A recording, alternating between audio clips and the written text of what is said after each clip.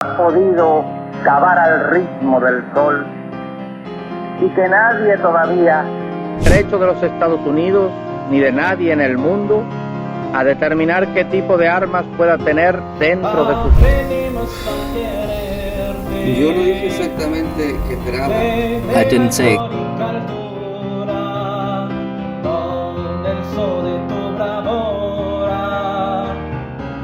Le pozo seco a la muerte, aquí se quiera la cara, la entrañable transparencia, y tú que la presencia, comandante Che Guevara. Tarihin derinliklerinde öyle figürler vardır ki adları bir eylemin, bir ideolojinin veya bir çağın sembolü haline gelir. Onlar zamanın ötesine geçerek nesiller boyu süren tartışmalara ve ilhamlara kaynaklık ederler. Tarih sadece olaylar zinciri değildir. Olayları anlamlı hale getiren, onları yönlendiren ve temsil eden kişiler yani tarihsel figürlerdir. Bu figürler bazen bir ulusun kaderini değiştirir, bazen de tüm dünyada yeni bir bilinç dalgasının doğmasına öncülük eder. İşte bu figürlerden biri de 20. yüzyılın en tanınmış devrimci ikonu, Marksist düşünür, doktor, yazar ve gerilla lideri Ernesto Che Guevara'dır. Kimileri için bir kahraman, kimileri içinse bir tartışma konusu olan Che, ardında sadece bir ideolojik miras değil, aynı zamanda küresel bir sembol bırakmıştır.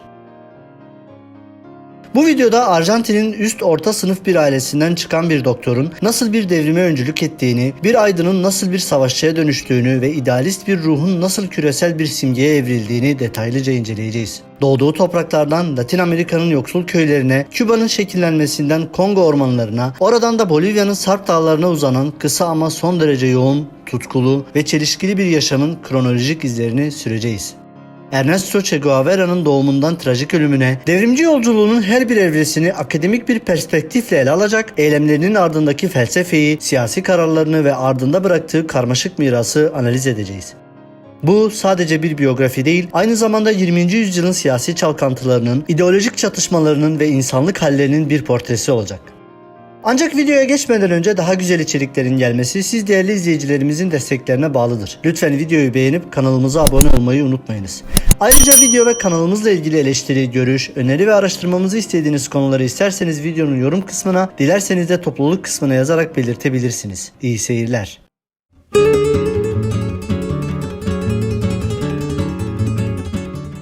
Ernesto Guevara de la Serna 14 Haziran 1928 tarihinde Arjantin'in Rosario şehrinde İrlanda ve İspanya kökenli liberal ve entelektüel bir orta sınıf ailenin 5 çocuğundan ilki olarak dünyaya gelmişti. Babası İrlanda kökenli Ernesto Guevara Lynch, liberal görüşlere sahip bir inşaat mühendisiydi. Annesi Celia de la Serna Llosa ise İspanyol kökenli entelektüel sol eğilimli bir kadındı. Ailesi dönemin Arjantin'i için oldukça ilerici sayılabilecek düşüncelere sahipti. Evlerinde sosyalist edebiyatın yanı sıra felsefi ve siyasi metinler de okunurdu. Küçük Ernesto bu entelektüel ve siyasi açıdan zengin ortamda büyümüştü. Çocukluğundan itibaren şiddetli astım hastalığıyla mücadele etmesi, onun fiziksel olarak zayıf kalmasına rağmen azimli, direnç yeteneğini ve dayanıklılığını geliştirmesine katkıda bulunmuştu. Bu durum aynı zamanda ona kendi bedeninin sınırlarını aşma ve zorluklara karşı mücadele etme motivasyonunu da vermişti. Bu erken dönem ilerideki yaşamına yön verecek olan empati ve insan acısına karşı duyarlılığın tohumlarının atıldığı, sınıf farkındalığının ilk filizlendiği bir süreçti. 1948 yılında Buenos Aires Üniversitesi Tıp Fakültesine kaydolan Ernesto, bu süreçte sadece tıp eğitimi almakla kalmadı, aynı zamanda disiplinler arası geniş bir okuma programına da yönelmişti. Kendi kendine felsefe, sosyoloji, tarih, sanat ve siyaset bilimi alanında Batı ve Marksist klasikleri okuyarak entelektüel dünyasını olağanüstü derecede zenginleştirmişti. Özellikle Karl Marx, Friedrich Engels ve Vladimir Lenin'in eserleri onun dünya görüşünün şekillenmesinde önemli bir rol oynadı. Sartre, Freud, Neruda gibi farklı düşünürlerin eserleriyle de haşır neşir olmuştu. Tıp eğitimi ona insan sağlığına dair bilimsel ve rasyonel bir bakış açısı kazandırırken bu derinlemesine okumalar toplumsal sorunlara ve adaletsizliklere karşı eleştirel bir pencere açmıştı. İnsan vücudunun anatomisi kadar toplumun patolojilerini de anlama arayışı içindeydi. Üniversite yıllarında rugby oynaması, ona takım çalışması ve stratejik düşünme becerileri kazandırdı ki bu ilerideki gerilla yaşamında da ona fayda sağlayacaktı.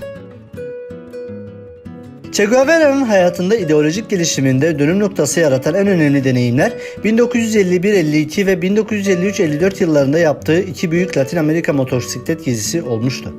Motosiklet günlükleri adıyla bilinen ilk yolculuğunda arkadaşı biyokimyacı Alberto Granado ile iki kıtanın büyük bir bölümünü dolaşmıştı. Bu geziler ona Latin Amerika'nın derin yoksulluğunu, sosyal eşitsizliklerini, emperyalist sömürünün ve oligarşik yönetimlerin neden olduğu acıları doğrudan gözlemleme fırsatı sunmuştu. Gittiği her yerde özellikle Ant Dağları'nda karşılaştığı yerli halkın sefaleti, maden işçilerinin sömürülmesi ve topraksız köylülerin çaresizliği onun burjuva kökenlerine rağmen devrimci bilincini keskinleştirmişti. Cüzzam hastalarıyla bir arada yaşaması ve onlara yardım etmeye çalışması, onu sadece bir doktor olarak değil, aynı zamanda toplumun en dezavantajlı ve unutulmuş kesimleriyle empati kurabilen, küresel bir dayanışma ruhuna sahip bir aktivist olarak şekillendirmişti. Bu gözlemler onun radikal siyasi görüşlerinin temelini oluşturmuş ve kıtanın acılarının ancak köklü bir devrimci değişimle sona erebileceği inancını pekiştirmişti. Mezuniyet tezini cüzzam üzerine yazmış olması dahi onun bu konudaki duyarlılığının bir göstergesidir. 1954 yılında Guatemala'da demokratik yollarla seçilmiş reformist başkan Jacobo Arbenz Guzman hükümetinin ABD destekli bir darbeyle devrilmesine tanık olması, Guevara'nın anti-emperyalist ve anti-kapitalist duruşunu kristalize etmişti. Arbenz hükümeti, ülkedeki toprak reformuyla özellikle Amerikan şirketi United Fruit Company'nin geniş arazilerine el koyarak halkın refahını arttırmayı hedeflemişti. Ancak bu durum ABD'nin ekonomik çıkarlarıyla çelişmiş ve CIA'nin PB Sasses operasyonu ile hükümet devrilmişti. Bu olay Ernesto için silahlı mücadelenin emperyalist müdahalelere ve baskıcı rejimlere karşı tek gerçek çözüm olabileceği fikrini zihnine kazımıştı. Guatemala deneyimi ona pasifist yaklaşımların ve demokratik reformların emperyalist güçler karşısında ne kadar kırılgan olduğunu göstermiş ve onu aktif bir devrimci olma yolunda kesin bir adım atmaya itmişti. Bu dönemde Arjantinlilere özgü bir hitap şekli olan Che lakabını da almış ve bu lakap ileride tüm dünyada onunla özdeşleşecekti. Guatemala'daki darbenin ardından Meksika'ya sığınan Ernesto Che Guevara burada hayatını tamamen değiştirecek, devrimci yolculuğunun kaderini belirleyecek bir isimle tanışmıştı. Sürgündeki Kübalı avukat ve devrimci lider Fidel Castro Ruz. 1955 yılının ortalarında gerçekleşen bu tanışma, tarihin akışını değiştirecek bir ortaklığın ve devrimci bir kardeşliğin başlangıcı olmuştu. Castro, Meksika'da Küba'daki Batista diktatörlüğünü devirmek amacıyla 26 Temmuz hareketini örgütlüyordu. Che Guevara, Castro'nun kararlılığından, entelektüel derinliğinden ve devrimci vizyonundan derinden etkilenerek Granma Seferi ile Küba'ya yapılacak çıkartmaya gönüllü olarak katıldı. Başlangıçta grubun doktoru olarak katılmasına rağmen askeri yetenekleri, ideolojik bağlılığı ve demir gibi iradesiyle kısa sürede askeri bir lidere dönüşmüştü. Fidel'in ona verdiği ilk görevlerden biri Granma'ya katılacak 82 devrimcinin sağlık kontrollerini yapmaktı. Ancak Che'nin zihni sadece tıp değil, aynı zamanda silahlı mücadele ve taktikler üzerine de çalışıyordu. 2 Aralık 1956 tarihinde 82 kişilik bir grupla Meksika'dan Küba'ya ulaşan Granma hayatı, iniş sırasında Batista ordusunun ani saldırısıyla büyük kayıplar vermişti. Çoğu devrimci ya öldürülmüş ya da yakalanmıştı. Hayatta kalan bir avuç devrimci, ki sadece 12 kişi oldukları rivayet edilir, Sierra Maestra dağlarının sarp ve ormanlık arazisine çekilerek gerilla mücadelesini başlatmıştı. Che Guevara bu son derece zorlu koşullarda gösterdiği akıl almaz cesaret, disiplin, kararlılık ve liderlik özellikleriyle öne çıkmıştı. Yaralıları tedavi etmesinin yanı sıra askeri stratejiler geliştirmiş, eğitimler vermiş ve devrimci bir gazete olan El Cubano Libre'yi yayımlayarak ideolojik mücadelenin de vazgeçilmez bir parçası olmuştu. Bu gazete hem halka hem de devrimcilere moral ve bilgi sağlıyordu. Sierra Maestra, Che'nin sadece askeri yeteneklerini değil, aynı zamanda örgütleyicilik ve halkla iletişim becerilerini de geliştirdiği bir okul olmuştu. Astım hastası olmasına rağmen gerilla yaşamının tüm zorluklarına, ormanların nemine, açlığa ve uykusuzluğa göğüs geren Che, kısa sürede komandante rütbesine yükselmiş ve Fidel Castro'nun en güvendiği komutanlarından biri olmuştu. Askeri stratejisi özellikle gerilla savaşının temel ilkelerini uygulamasında kendini gösterdi. Hareketlilik, sürpriz saldırılar, düşman lojistik hatlarını kesme ve en önemlisi halk desteğini kazanma. Gerillaların köylülere tıbbi yardım sağlaması, okuma yazma öğretmesi ve adaletsizliklere karşı onları eğitmesi, halkın desteğini kazanmada kritik rol oynamıştı. Guevara sadece bir savaşçı değil, aynı zamanda savaşın en şiddetli anlarında bile teorik okumalarına devam eden, notlar alan ve analizler yapan bir aydındı. Askerlerine siyasi eğitimler veriyor, devrimin felsefesini, Marksizmi ve Küba'nın bağımsızlık idealini anlatıyordu. Disiplinli, karizmatik ve örnek bir lider olarak tanınıyordu. Kendi kişisel ihtiyaçlarını minimize ederek askerlerine ve halka örnek teşkil ediyordu. Küba devriminin kaderini belirleyen kritik anlardan biri 1958 yılının sonlarında gerçekleşen Santa Clara Savaşı olmuştu. Che Guevara'nın komuta ettiği gerilla birlikleri Batista'nın askeri açıdan kilit önündeki ikmal trenini devirerek ardından Santa Clara şehrini kuşatarak rejim güçlerine ağır bir darbe vurmuştu. Bu stratejik zafer Batista'nın ülkeden kaçmasına ve 1 Ocak 1959 tarihinde Küba devriminin zaferle sonuçlanmasına giden yolu da açmıştı. Santa Clara, Che'in askeri dehasının ve gerilla taktiklerinin ne kadar etkili olabileceğinin en somut kanıtıydı. Savaş alanındaki soğukkanlılığı, risk alma yeteneği ve askerlerine ilham verme gücüyle devrimin askeri zaferinde kilit bir rol oynamıştı. Havana'ya ilk giren devrimci komutanlardan biriydi ve halk tarafından büyük bir coşkuyla karşılanmıştı. Bu zafer Latin Amerika'daki diğer devrimci hareketlerde büyük bir ilham kaynağı olmuştu. Devrimin zaferinin ardından Che Guevara yeni Küba hükümetinde kritik öneme sahip görevler de üstlenmişti. İlk olarak Batista rejiminin önde gelen figürlerinin yargılandığı ve infaz edildiği La Cabana hapishanesinin komutanı olarak görev yapmıştı. Bu dönemdeki eylemleri ileride insan hakları savunucuları tarafından eleştirilmesine yol açacaktı. Ardından devrimin en önemli hedeflerinden biri olan toprak reformunu denetleyen Ulusal Toprak Reformu Enstitüsü'nün başına geçmişti. En büyük meydan okuması ise Küba ekonomisini dönüştürme görevi olmuştu. Önce Ulusal Banka Başkanı yani Merkez Bankası Başkanı ardından da Sanayi Bakanı olarak görev yapmıştı. Amacı Küba ekonomisini Amerikan kapitalizminin etkisinden tamamen kurtararak sosyalist bir sisteme geçişi sağlamaktı. Bu görevlerinde merkezi planlamayı savunmuş, büyük ölçekli endüstrileşme projelerine öncülük etmiş ve Sovyetler Birliği ile Doğu bloku ülkeleriyle ekonomik ilişkilerin geliştirilmesinde aktif rol oynamıştı. Ancak bu görevler ona bürokrasinin ve ekonomik planlamanın zorluklarını da göstermişti. Onun için ekonomi sadece sayılar ve planlar değil, aynı zamanda yeni sosyalist insanı yaratmanın bir aracıydı. Materyalist teşvikler yerine ahlaki teşviklerin öne çıktığı bir sistem hayal ediyordu. Che Guevara sadece Küba'nın iç işleriyle sınırlı kalmadı. Aynı zamanda Küba devriminin anti-emperyalist ve anti-kapitalist mesajını dünyaya taşımak için aktif bir diplomatik rol üstlenmişti. Birleşmiş Milletler Genel Kurulu'nda 1964'te yaptığı konuşmalar, uluslararası konferanslara katılımı ve dünya liderleriyle görüşmeleriyle Küba'nın ABD emperyalizmine karşı cesur duruşunu ve 3. Dünya ülkelerinin bağımsızlık ve ulusal kurtuluş mücadelesini savunmuştu. Özellikle Afrika ve Asya'daki bağımsızlık hareketlerine büyük sempati ve destek veriyordu. Onun için Küba sadece bir başlangıç noktasıydı. Asıl hedefi dünya çapında sosyalist devrimlerin tetiklenmesi ve ezilen tüm halkların özgürleşmesiydi. Uluslararası alanda ABD'nin tek kutuplu dünya düzenine meydan okuyan karizmatik ve radikal bir figür olarak tanınıyordu. Küba devrimi bir laboratuvar ama dünya bizim için savaş alanımız derdi. Çin ile yakın ilişkiler kurması ve Sovyet modelini eleştirmesi onun bağımsız bir Marksist düşünür olduğunu gösteriyordu. Guevara devrimci eylemin yanı sıra teorik üretimine de hiç ara vermeden devam ediyordu.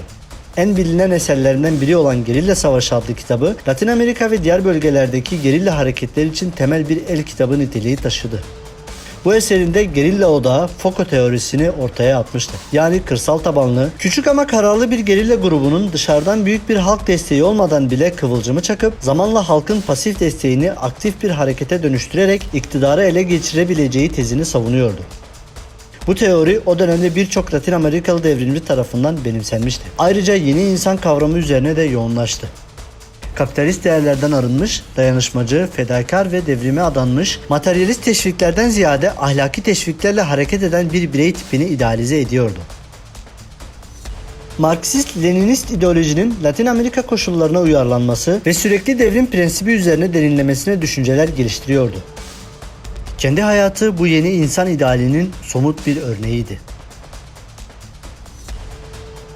Ancak Che'nin ideolojik duruşu ve radikal devrimci vizyonu zaman zaman Sovyetler Birliği ile Küba arasındaki ilişkilerde gerilmesine neden oluyordu. Özellikle 1962'deki Küba füze krizi sırasında Sovyetlerin ABD ile doğrudan çatışmaktan kaçınarak Küba'dan füzeleri geri çekme kararını şiddetle eleştirmişti. Dilerseniz Küba füze kriziyle ilgili hazırladığımız videoyu sağ üstteki linke tıklayarak izleyebilirsiniz. Ona göre bu durum emperyalizmle uzlaşmak anlamına geliyordu ve sosyalist devrimin ruhuna ihanetti. Che, Sovyetler Birliği'nin sosyalist emperyalizm uyguladığını ve 3. Dünya ülkelerini sömürdüğünü açıkça ifade ediyordu. Dünya çapında daha radikal ve silahlı mücadeleler desteklenmeli, devrimler birbirini tetiklemeliydi. Bu farklılıklar onun uluslararası devrim vizyonunu Küba'nın pragmatik dış politikasıyla ve Sovyetler Birliği'nin büyük güç stratejisiyle çelişiyordu. Che'nin bu konudaki keskin eleştirileri ve sürekli devrim arayışı 1965 yılında Küba'daki tüm resmi görevlerinden ayrılarak yeni ve daha büyük devrimci maceralara atılmasına zemin hazırladı. Fidel Castro'nun bu ayrılığa onay vermesi aralarındaki ilişkinin karmaşıklığını da gösteriyordu. Bir yandan kardeşlik, diğer yandan ideolojik farklılıklar.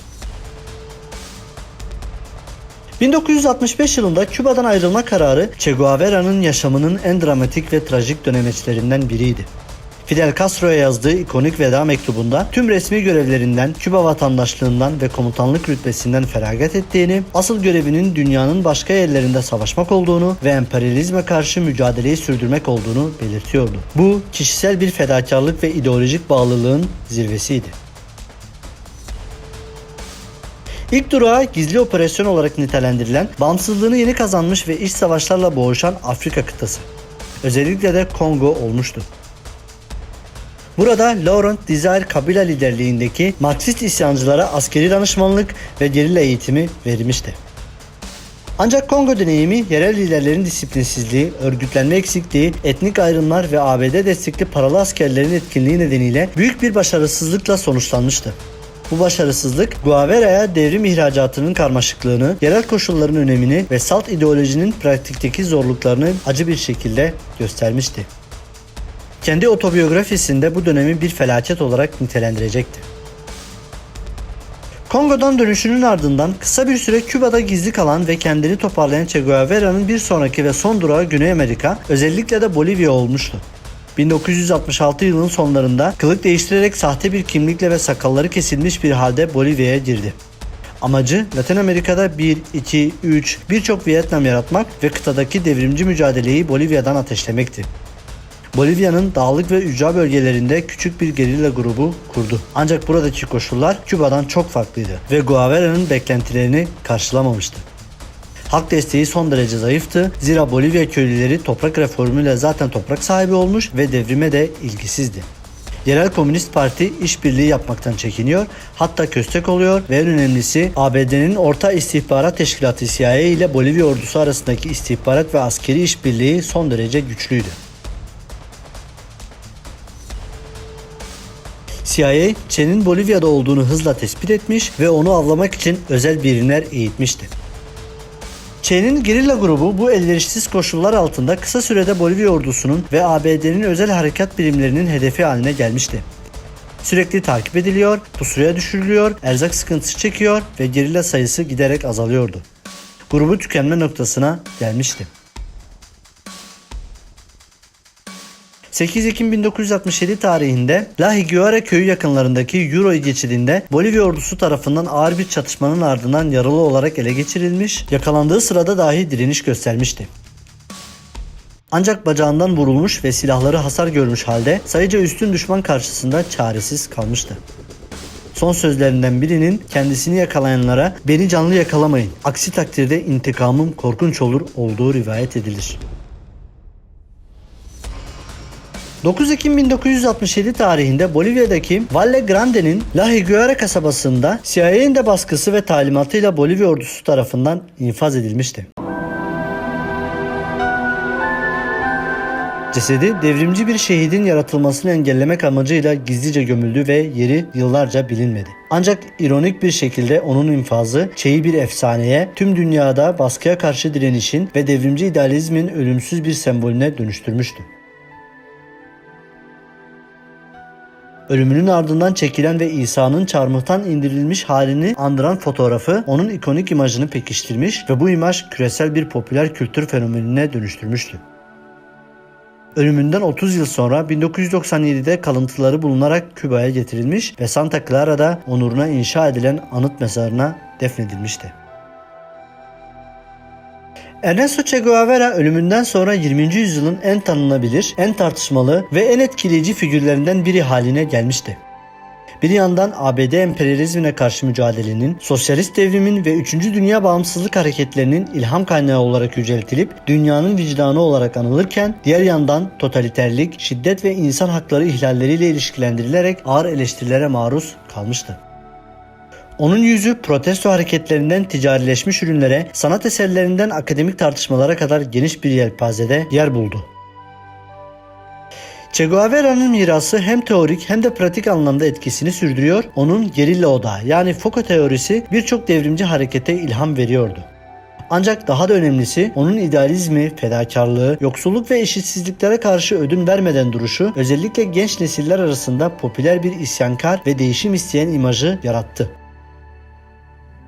İster bir kahraman, ister bir despot olarak görülsün, Che Guevara'nın dünya üzerindeki etkisi yadsınamazdır. Ve onunla ilgili tartışmalar insanlığın adalet, özgürlük ve iktidar arayışının sonsuz sorgulamalarının bir parçası olarak kalmaya devam edecektir. O bir dönemin ruhunu yansıtan, hem sempati uyandıran hem de eleştirilen karmaşık bir figürdür. Ernesto Che Guevara'nın yaşamı bir bireyin idealler uğruna ne kadar ileri gidebileceğinin ancak aynı zamanda bu ideallerin nedenli karmaşık sonuçlar doğurabileceğinin bir kanıtıdır. Onun hikayesi bize tarihin gri tonlarını, insanlığın çelişkilerini ve devrimin sonsuz tartışmalarını hatırlatır. Tarih hiçbir zaman tek boyutlu değildir. Her karakter kendi dönemi ve koşulları içinde değerlendirilmelidir.